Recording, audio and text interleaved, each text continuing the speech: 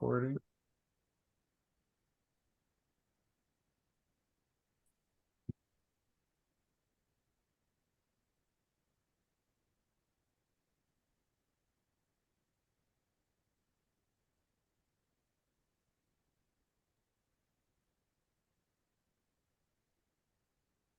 Good evening, everyone. We're just getting squared away here. Trying to remember how to use Zoom.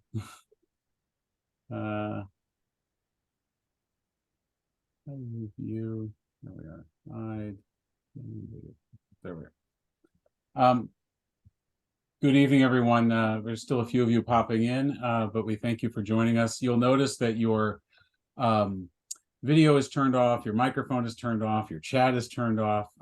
Partly that is to just help us focus on our presentation and try to be as efficient as we can. But the other is that since we opened this up without any registration, we want to make sure that we don't get interrupted by people that have nefarious designs or intentions.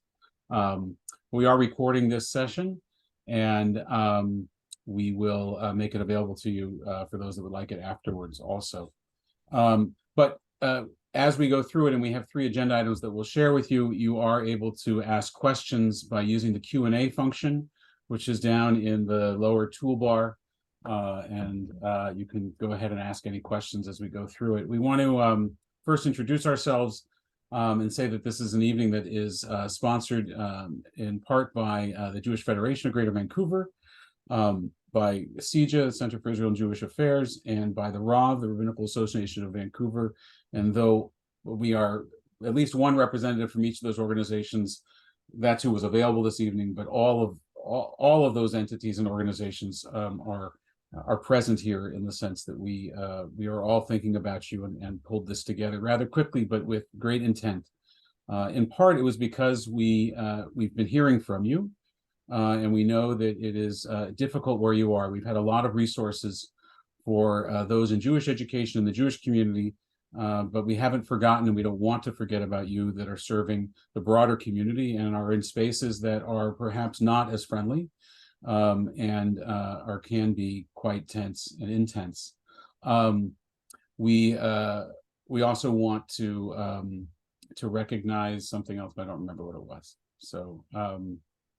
So with that said as an introduction, let me just ask my colleagues to go around. I'm Rabbi Dan Moskovitz from Temple Shalom, and I'm going to try to present a view on behalf of all the rabbis in Clay Kodesh and our community of support for you all. And express some general thoughts. I'll turn it to Nico to introduce himself briefly and talk about briefly what he's going to share in a moment. I'm Nico Slavinsky. I'm a vice president with CIJA, the Center for Israel and Jewish Affairs. And I think that tonight I'm going to be talking to you about some information, educational resources, and news outlets that are available to you to understand what's happening, and some best practices on how to engage or not to engage, sometimes online, or some difficult conversations that we are having these days with our peers and others. And Elisa and Lissa? My name is Elisa Farina. I am the Child, Youth, and Young Adult Mental Health Worker with the Jewish Federation. I'm expanding my role a little bit at this time to work with adults as well. And I know that quite a few of us are working in public schools. I was working in QP for 29 years in the public school system before I came over to the Federation last year. So thank you for being here. And I'm Lissa Weinberger, and I'm the manager of family engagement and informal education, also at Jewish Federation. And also we are expanding our role in the world of education outside just in the Jewish education world to Jews working in the general world of education. Thank you, Lissa. So to start with, we'd like to just put a quick chat into we have 3 questions we'd like to ask as we get started. 2 are just sort of demographic, and then the third is going to be a word cloud that's going to help us kind of frame our conversation. But let's start with the demographic questions, and hopefully this is going to work. I'm actually using a different one than I had used before. So there was a link in the chat, and if you could take a moment to click that link and then answer those 2 questions that hopefully pop up. We'll just take a moment to do that.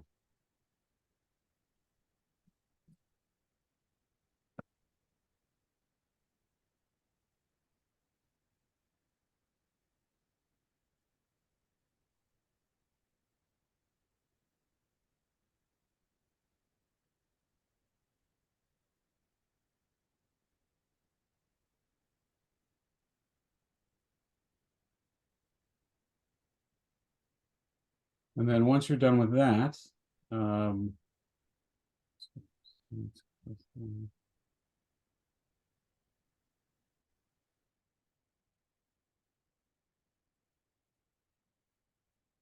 we have one more for you. And if you can take a moment to fill in this word cloud. The question is 3 words that describe how you're feeling. And we'll share those results in a moment.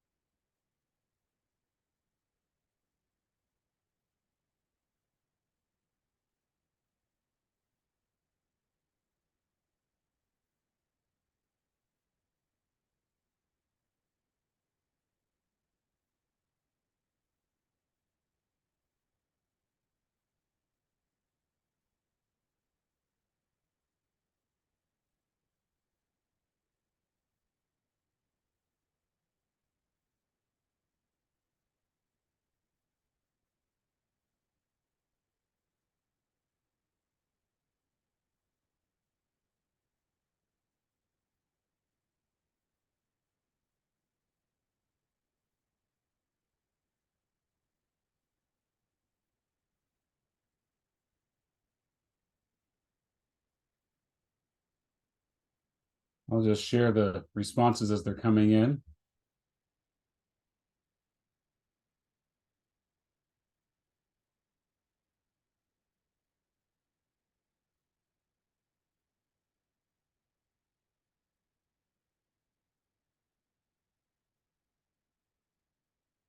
So you can continue to fill that in, and Lisa and Elisa, I will I'll, send you a image of that. I guess you can respond to it, or do you guys want to start? Maybe Lisa and Alyssa, you want to start? Should we start with you all? Okay. So we had Alyssa, do you want to start with your story then? Would that be okay? Yeah, To share your absolutely. experience? So, Elisa and I were in a meeting yesterday, and we, like you are now sharing in your word cloud, sharing about how we felt and looking for words to describe how we felt. And Elisa asked if I would share what I said yesterday in the meeting. It's important to understand for this story that I'm an observant Jew. So the way that I conduct myself sometimes on holidays and Shabbat is maybe a bit different than some of the other people that are on the call. And I was talking about the fact that when holidays come around, Sukkot or Passover, I always find it very weird to walk down the street and be in a completely different kind of time and space than everybody around me. And I always think to myself, usually as I'm walking to synagogue, how weird it is to know that I am in a space where I am kind of in a holiday mode and not doing certain things in the world while everybody else is going around their normal day.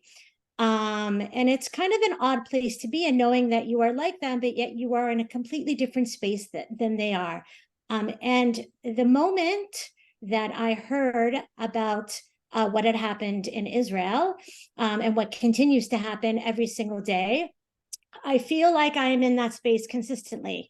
That when we walk out into the world and we see the people around me, and I live across from school, I see people drop their kids off for school. They're not worried about what's going to happen to their kids at school. They're not worried about the interactions that their kids are going to have at school. They're not worried about what's going to happen when they show up for work and what those interactions are going to be. Whereas we and myself here are in a time and space that it is almost impossible to explain to people that the time and space that we are inhabiting at this moment is in a completely different space for them, and that every day we are struggling to figure out how it is that we can interact with people. And how do you say to people things like when they ask, how are you doing? How was your day? How was your night? To know that they're asking it in a time and space that is completely different from the time and space that we are in, and that we are all struggling in how to answer those questions and to respond because of the space that we are in. And I think that that really illustrates what it might be like for many of us tonight here, where we have time and space as Jews in our workplaces that might look different than a lot of the other people in workplaces, especially if we're in public school systems, if we're in social work systems, where the majority of the people that we're working with aren't Jewish. And it was interesting to just have a really brief look at that word cloud and the emotion that is connected with the words that were used. And it's kind of ranging from everywhere, from feeling angry and frustrated to feeling confused and disheartened and worried and depressed came. And all of these are really compounding feeling words that we're having. And what I've noticed with many of the people that I've spoken to in the last 10 days is what people are finding helpful is the connection. So we're hoping that tonight is the start of that and the start of a place that we can come and connect. I will be offering a like a segue off of this next Tuesday evening that we'll put in the chat. And that's an open invitation for people to come. And that'll be an opportunity for us to talk about our experiences, share our experiences, share what's working well, and just support each other at this time as a sense of community. So that'll be open to anybody that's here tonight who'd like to kind of really build on that sense of connection to help us all at this time. We're going to list some mental wellness resources because for all of us, keeping in check with our mental health now is really important. And if you're like many of us, we're glued to the news. Anxiety is going up, worry is going up. And we need to be able to really be in tune with ourselves to know, are we sleeping regularly? Are we eating regularly? How is my mental health doing? And if we're feeling that you're not coping well, and your mental health isn't doing well, then we do have a couple of options for you. There is a care line at Jewish Family Services where you will get a call back from a counselor or an intern counselor in either Hebrew, English, or Russian. So if you will put it up again, but if you call the regular JFS care line number and wait, there will be a message for to press a number for the Israeli conflict, and that's the number that you press and you leave your information, and then you will be called back by a counselor. And if that isn't a comfortable route for people, my contact information will go up after this as well, and I will get back to people in the next couple of days, because we know that just reaching out when we need support, coming together for strength is something that's really helpful at this time. I'm also going to add in that we are working on a wellness day. This is an in-person program that's going to happen either on October 29th or November 5th at Temple Shalom. And this is really a day, tonight is really about education and letting people know what the resources are that we and the community are trying to provide for you. The Wellness Day is really about a chance to let go of some of the stress that you are feeling. We are going to have stations. There's going to be massages. There's going to be yoga. There's going to be a guided practice. There's going to be food and a place where people can come and talk. And that's going to be in the afternoon, starting at 2 p.m. Either on the 29th or November 5th. We're just kind of finalizing the date as we pull in people to participate in this event to see what's going to work best for everybody. And we've created this day so that you have a chance to come together in the community and be supported by us in a way that is slightly different than this, and to give you a chance to let go of your stress. I'm going to pop into the chat the link to a Google Doc And that basically details everything that Elisa and I just went over, all of the 3 things that we're working on, the care line, the Tuesday night support group, and the information for wellness. And as well at the bottom are both my email and Elisa's email. And you can email any of us with questions, ideas that you have, or if you're looking for help that isn't covered with the programming that we're providing throughout the session tonight. And we will do what we can to try and find that help for you. Thank you, Lisa and Alyssa. Bring myself back on the screen here.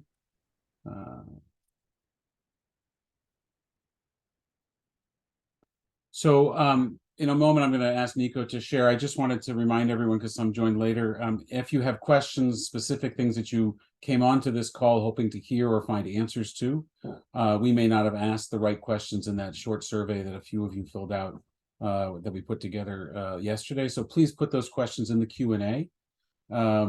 And that's the little Q&A link at the bottom of the Zoom. So I want to bring Nico on right now to share with us one of the questions that many of you asked about was just some general talking points and background information, some facts and some knowledge-based stuff, and where you can find those resources as well. And there is nobody better suited for that in our community than Nico and the good people at CIJA. And so, Nico, we'll turn this over to you, and then I'm going to come on after Nico to try to give a message from the Clay Kodesh, the rabbis of the community. And really, we're looking to your questions at that point. So do think about things that you're hoping to find answers to, or that you think we could be supportive with. Nico. Thank you, Rabbi, and good evening, everybody. In a moment, we're going to be sharing with you a document with many resources, educational resources, news outlets, government news resources, and Israeli thought leaders and social media influencers, people that we can all follow and connect with to stay informed, to know what's happening, but also some info sheets that will be very helpful for you to have some talking points that can help with those difficult conversations that we are having these days. And I think that my job tonight is to talk to you about how we can have those conversations, or how we may choose to not have those conversations, particularly in a day and an era of social media where there is a war for public opinion, and that there's a lot of misinformation or disinformation going around. And I get this question asked a lot, like, how do I engage with this conversation? Like, I just got out of my work, it's the end of the day, or my kids just got back from school, they are on social media, they open their TikTok, or I open my Facebook and I see something that is outrageous, right? Like, what do I do? It's what I get asked a lot. The first thing I say is that if the comment that you just saw is from someone that you do not know, don't engage. Don't engage with strangers. And I'll tell you why. So it's like, Nico, but why? Aren't we supposed to engage and put out our truth out there? And I'll say yes, but the way social media works is that when you engage with someone online, particularly if you don't know them, you're amplifying their voice, and you're amplifying their negative message or their outrageous message to the world. So don't engage. You don't have an obligation to engage. If you decide to do that, what I do is I take a screenshot of that post, and then I post it to my social media, and I add a comment to it. And why do I do that? Because if you take a screenshot of that post that you wanted to engage with, it's no longer a clickable link. So you're not amplifying that voice, and you're not making that post to show up on people's social media feeds more often. So number one, don't engage, okay? If you decide to engage, post positive messages, post factual information, post things that are according to the values that you uphold of peace, security, Klal Israel. Those are the things that I post, right? It's also okay to, as I said, not only not engage, but to take a break from social media. The first few days of the war after Hamas launched its terror pogrom on Israel, there were a lot of gruesome, very graphic images on social media. And as I was getting calls, I was saying to people, you don't have to watch those things. You don't have to click on that picture or on that video. You really don't have to. It's not going to give you anything. It's going to take a lot from you, and it's going to be very hard. So you don't have to do that. So it's okay to take a break.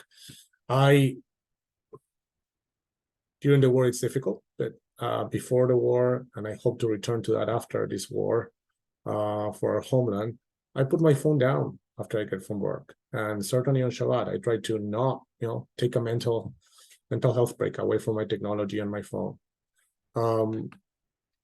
So that's point number 2. Point number 3, if you see something that is really upsets you, and there's a lot going on. I have a lot of people who I thought were my friends who are posting blatantly anti-Semitic things, anti-Zionist things, anti-Israel things, false information.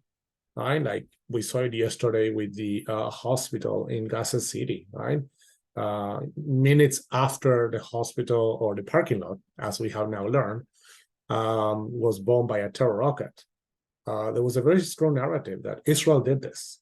And, Israel is a genocidal state. Look what they just did to a hospital full of innocent Palestinians. Right?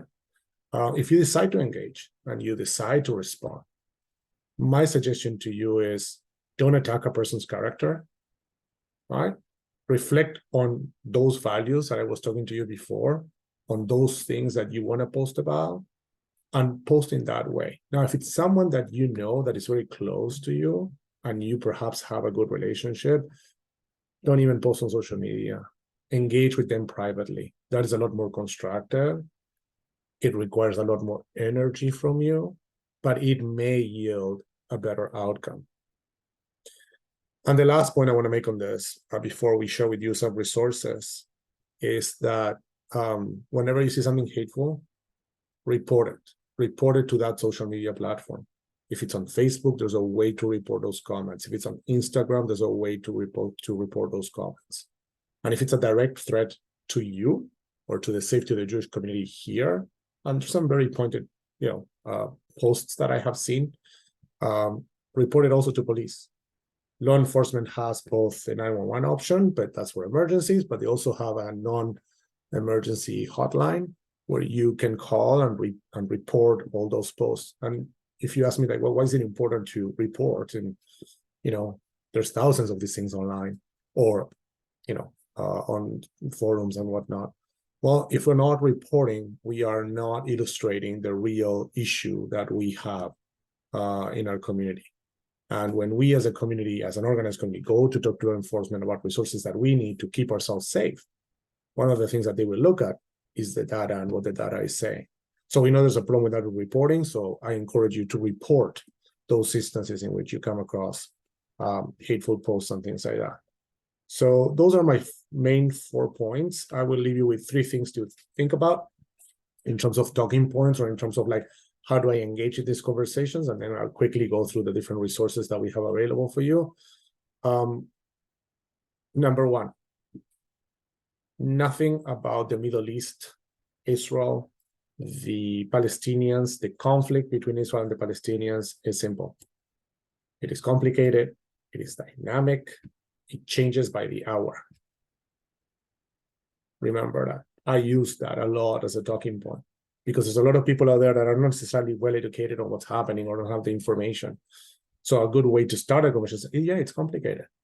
Let's unpack that complexity. Number 2, Hamas and the Palestinian Islamic Jihad are terrorist organizations. Don't take me for my word. I listen to Public Safety Canada, who has listed these 2 entities as terror organizations here in Canada, or I listen to the United States or the EU, who has done the same. They do not represent the interests of the Palestinian people. And I have seen a lot of these conversations taking place where people are romanticizing the idea of, what a terror organization does or does not do. These people seek only one thing, which is to destroy our way of life and kill as many Jews as possible. There's nothing good about terrorism. And number 3, and the rabbi and I and our colleagues here on the call talk about this a lot, is that both Israelis and Palestinians deserve to live a safe life and to have self-determination. We are talking about 2 people that share a land and that need to find a way to live together. Now, I'm not advocating here for any, final agreement between the parties, whether it's a two-state solution, one-state solution, not for me to say tonight or discuss with you tonight, but it is a reality on the ground that the Israelis that are living there are not going anywhere, but neither are the Palestinians. They need to learn to live together. So I would like to quickly just go over the resources so you know what's available to you. Rabbi Dan, did we post that on the? I'll put those in the chat. And Nico, there's 2 questions in the Q&A. I don't know if you can see them, but I think you would be well suited to answer. I'll see them right now if that's okay with everybody. I just want to go very quickly. So if you click on the link that Rabbi Dan put on the chat, it will take you to an online form that has a number of resources. So at the top, we have a number of how to deal with online posts and a number of educational resources. Then we put together for you a number of news outlets in English from Israel. And my recommendation is that you read from news outlets that report from the ground and that we're not picking news from, The Wire or news agencies or outlets in other places. There's a good gamut of political ideas in these news outlets that I have shared with you. So it covers, from center right to center left, the spectrum of ideas in Israeli society.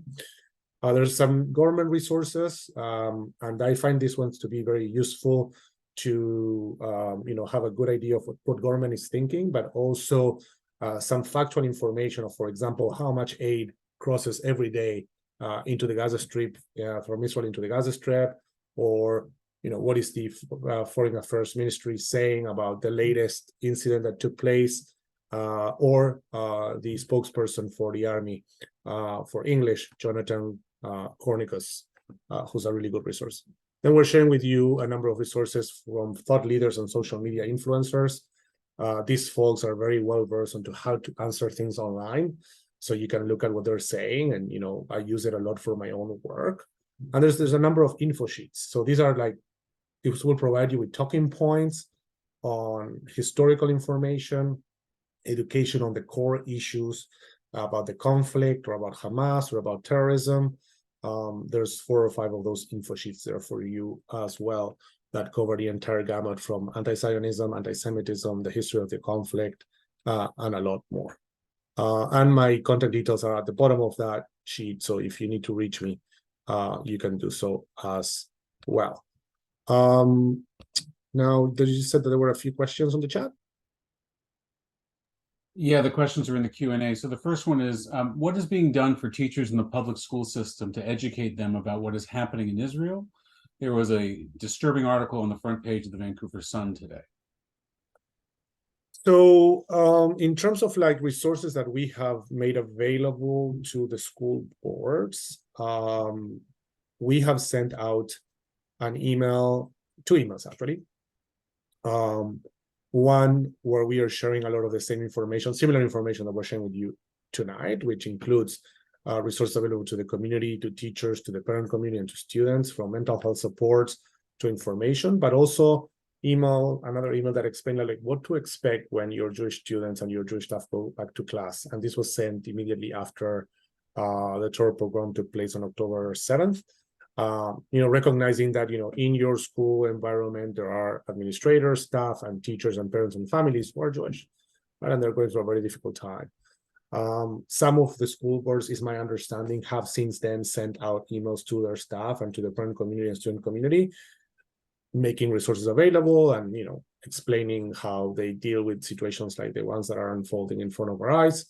I can tell you that I personally have, over the years, imparted anti-Semitism training, particularly to the Vancouver School Board and to the Richmond School Board. I'm still working with some other school boards to educate them on anti-Semitism. As part of the training that we support and that we provide, we include a whole section on Israel and anti-Zionism, which includes the history of the conflict in a summarized manner. Thank you. That was question number 1. Yeah. So where to begin?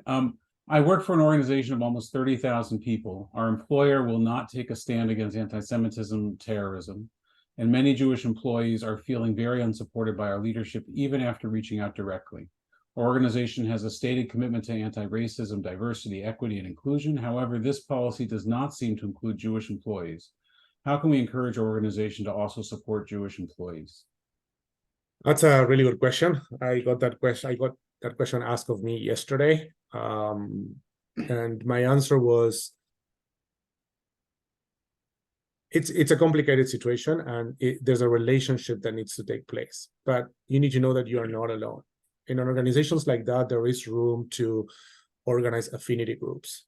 So if you know of other Jewish colleagues or pro-Israel colleagues, they don't have to be Jewish, that have an interest in what's happening and would like to create an affinity group or would like to start advocating, right, for that type of space in the workplace, that's your first conversation, right? I always say that it is a lot harder to get your workplace or someone to stand for us on any given day, on any given issue, if we don't first cultivate that relationship that is key to our success and in getting people to understand who we are and what are the issues that affect us, right? I don't know who posted this question. My contact details are on that online resource, and I would invite you to reach out to me directly if you want to talk more about what you can do. But the first thing is to try to come around a collective of people or ideas that we can talk about what are our issues, what are the things that we can put forward, and then make the organization aware. I have been asked today by someone else if this union, a certain union had made a statement or not on the issue. And I said, my answer was, I hope they don't. I hope they don't make a statement, because that way they don't have to take sides and we don't have to engage that conversation. And the reason for that being is that I know that it's important for all of us to feel reassured, to feel safe in our home, in our workplace, in our schools, in our communities environments. But sometimes certain organizations and certain businesses don't have to dwell on issues of foreign policy. And that's also something that, it's hard to sometimes remind ourselves and accept. Why do we need an organization to say something about that? But if we feel that we do, then the first thing is to come together, collate those ideas. What are the things that affect us? What are the things that we want to ask? See what's possible and engage in that conversation with those mechanisms that exist. Sometimes are EDI policies, or there's an officer for inclusion within the organization, to have that conversation, to start having space for those voices. Thank you, Nico. Sort of a related question. I think you kind of answered it, but maybe there's a piece here that we didn't cover. Is I am one of several social workers in this meeting that work for large non-Jewish employers, Vancouver Coastal Health, PHC, who have had significant difficulty getting support from the organization and colleagues. Examples are sending lukewarm emails from their CEOs very late. And I'm not sure there's a question in that, but I think it goes to what you were just speaking about. I can add one comment to that, that it is, I know how hard it is. I get those phone calls. I get those emails from many of you in this call and from some of your colleagues. I have worked in similar organizations. The main takeaway that I would like to leave you with tonight is that it is a lot harder to get what we need from our organizations in the time of need if we are not cultivating those relationships over the years ahead of that time of need. So if you in your workplace have an affinity group or don't have an affinity group, but over the years you would have cultivated an awareness of, yes, we have Jewish employees, and yes, we are aware of their Jewish culture, and yes, we celebrate Hanukkah in the workplace, or we have an opportunity to, talk about anti-Semitism, and we ask for those spaces, right? We have opportunities to amplify our voices and to make those around us aware of those issues. Colleagues, supervisors, the CEO, right? We start small and we scale up. It is a lot easier when we get to moments like this one to not only expect, but to communicate with those, in those positions of power or supervision about how these things affect us. Otherwise, the task seems as if it is unsurmountable or very difficult to even start a conversation, right? So I'm not giving any of you direct answers that this is what you do and this is what you get because of what you do, but it starts with that relationship, and it starts with asking for that space or making that space for ourselves. Thank you, Nico. I'm going to come back to that in a moment when I try to wrap up. But I guess there's three sort of related questions here. How do you handle with the narrative and claims that Jews are colonizers in Israel and settlers? How do you handle the narrative that Israel is an apartheid state? And how do we determine what is anti-Semitism and what is just lies, i.e. Israel's an apartheid or Israel is committing genocide? So I'm going to start with number 3 of those 3 questions. The easiest way to determine what it is or what is not anti-Semitism is we in our Jewish community, and not only here in Vancouver, but around the world, after 20 plus years of research under an organization called the International Holocaust Remembrance Alliance, we came up with a definition of anti-Semitism. And when I say we, it's not just we, it's scholars, legal experts, international governments, of which Canada, the US, and the EU are signatories to this protocol, came up with a definition of anti-Semitism. It is called the International Holocaust Remembrance Alliance definition of anti-Semitism. I'm sure the rabbi can pop the definition, the link to the definition into the chat, and if not, we can send it to you later. That definition has there it is. One clear definition, and it reads in the chat, and then it has 11 illustrated examples that help inform what constitutes anti-Semitism, and more importantly, what does not constitute anti-Semitism. The city of Vancouver has passed that definition. The city of Richmond has passed that definition. The province of British Columbia has endorsed the definition, and the government of Canada has adopted the definition as a signatory country to the IHRA. I guide my work by the IHRA. The organizations that represent us here in Vancouver as an organized Jewish community guide their work on anti-Semitism by the IHRA definition. Look at the IHRA, read the examples and read the definition. That should give you anything you need to know in terms of what constitute or what does not constitute anti-Semitism. As to how do I answer questions of, for example, Israel is an apartheid state, or what was the other? Colonizer, genocide. Yeah. So in the fact sheets that we shared with you, there's a lot of information that speaks to those points. Those points were designed by our opponents or our enemies to delegitimize and demonize the Jewish people and the state of Israel. We cannot be colonizers of our ancestral homeland. That's a starting point. The Jews don't come from Poland or Morocco or Argentina or anywhere else in the world, but from Judea. And the last time I checked them out, Judea was in a very specific place that is, the land of Israel. So we cannot be colonizers of our own land. It's pretty simple. And I could spend the next hour talking about that and that alone. And I'm happy to come back to any of you who wants to have a deeper conversation with me on this and contact me.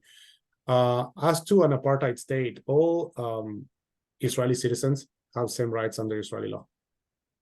There is no difference in rights in Israeli law like South Africa had for its white citizens and its citizens of color or other minorities, right? Israeli Arabs, Israeli Christians, Israelis from all walks of life are immersed in Israeli life, in Israeli politics, have become judges of the Supreme Court, have become politicians. It could not be an apartheid state where there are Arab minority parties sitting in the Knesset and having been part of coalition governments in the past. It's an argument, it's a flawed argument at its very basic meaning.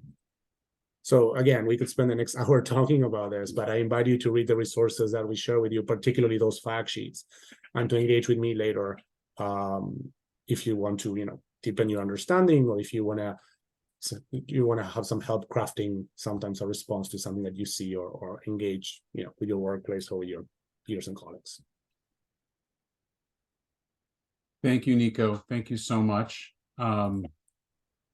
So I just wanted to take a moment before we wrap up here. We recognize that although you have a Pro D Day tomorrow, many of you, some of those that are in education, it's still been a long day for you all and for us too. I wanted to say a couple things on behalf of the rabbis of the community, and we're such a unique community in the sense that while we are rabbis of many different flavors, we all get along very well, as you well know, but we also tend to agree a great deal on some of the things I'm about to share, maybe all of the things. But I recognize that there are nuances between our various congregations and communities. But where there is not a nuance is I want to say that we have your back. and that whether you're members of our congregations or not, if you find a connection with one particular rabbi or another, to the extent that we have bandwidth to do it, come to us. If you're feeling like you just need to talk with somebody, you just need some spiritual support, come and share that with us, and we will try to be there for you and hold you and support you as best we can. But it's, of course, not just one-on-one. And so the other thing I want to encourage you to do is to lean on this community. We are an incredibly strong Jewish community, us here in Vancouver, and we can support each other through this. And what I mean by that is, if you found strength, if you came out to the gathering, the solidarity gathering that we had at Jackpool Plaza, seems like ages ago, but I think it was just a week ago Tuesday, or this Saturday night at 8 o'clock at Beth Israel for community Havdalah, or to our synagogues for services, even if you're not a regular shul goer, I think that you will find, as we have found, Nico and I just came back from a conference in Ottawa with about 1,000 people that were there for a pre-planned conference on anti-Semitism, that you will find, as Nico mentioned earlier, and as both Alyssa and Lisa mentioned also, there is strength in numbers, and solidarity. It goes a long way to help us feel, of course, not only alone, but to also that we are not sort of in an echo chamber, and to hear supporting voices. When I have conversations with folks that I disagree with, I try to reshape those conversations into values-based conversations. You can argue facts all day long, but everybody's going to have different sets of facts, and the internet allows you an unlimited amount of facts. But your values are generally framed, and they are your values. And what I find with people that I might have the greatest disagreements with is that we may disagree on how to achieve those values, but we do share values. And so when we talk about values of human life, when we talk about values of the innocents, if you're going to engage, particularly with people that you have relationships with, people that you are either colleagues with or close friends with, who are seeing this through the lenses of all the things that Nico just shared, have a conversation that starts with values. Let's talk about the value of human life. Let's talk about the value of innocence in a conflict zone. Let's talk about the value of being able to be safe in your own home, and for children, and all of those kinds of things. And maybe the conversation doesn't have to go even beyond that, because you'll find agreement there. And then the means to achieving those things, that is, you could say, beyond what you are able to influence.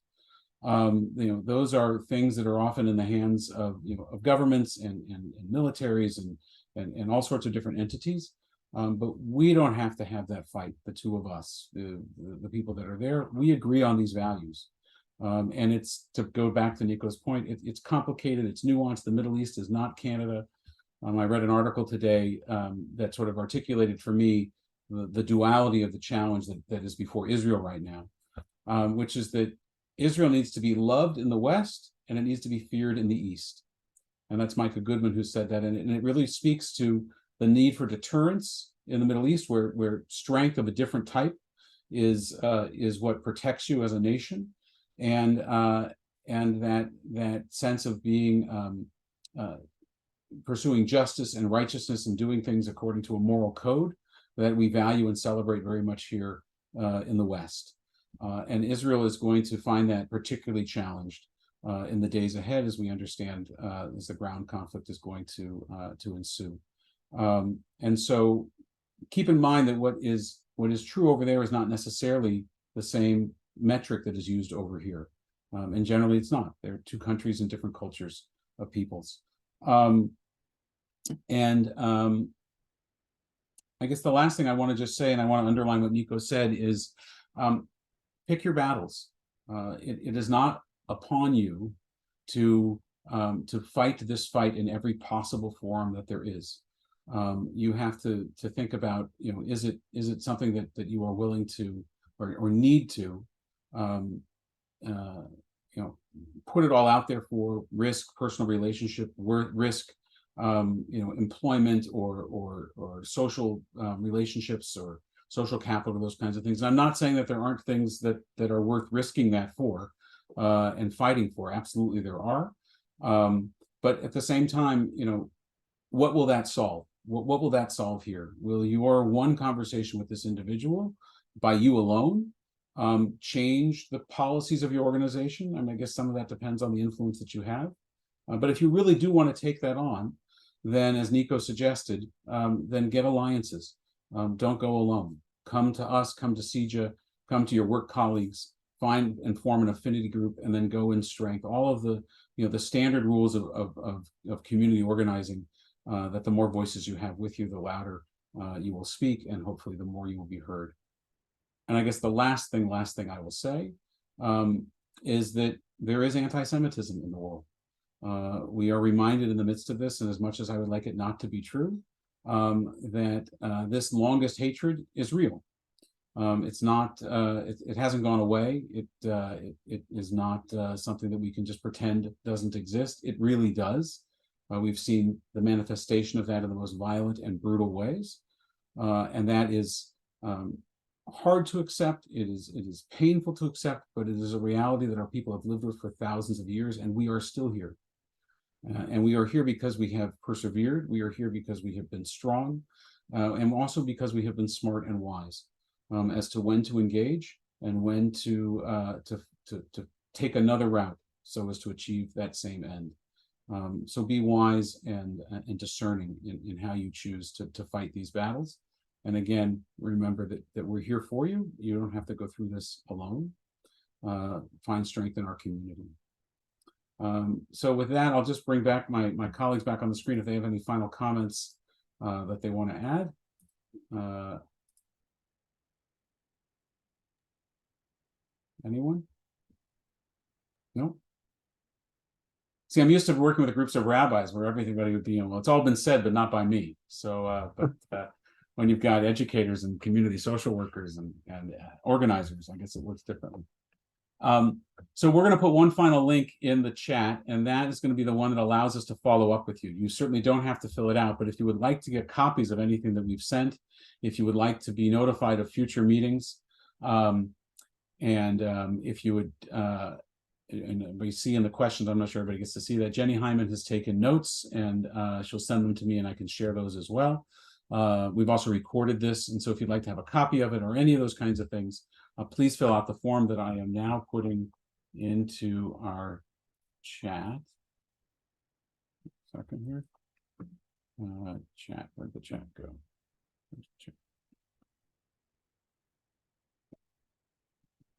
So if you could please take a moment to fill out this form. It does ask you or require your email address, because if we're going to communicate with you, we need some way to do it. So don't forget to put your email address into the form, and we'll stay online so that link stays live for you. Thank you for joining us, and we really want to thank Jewish Federation, CIJA, and my colleagues at the Rav. We pulled this together really over WhatsApp chat while most of us were flying back from Ottawa yesterday. And a huge thank you to Alyssa and Lisa, who were not even part of that until we told them that they were. Asked, told, voluntold, perhaps is what we can say. And we wish you all a Shabbat Shalom. We hope we'll see you at 8 o'clock at Beth Israel on Saturday night for a Havdalah, where we'll come together to sing and to pray and to support each other and to support our families in Israel. Thank you all.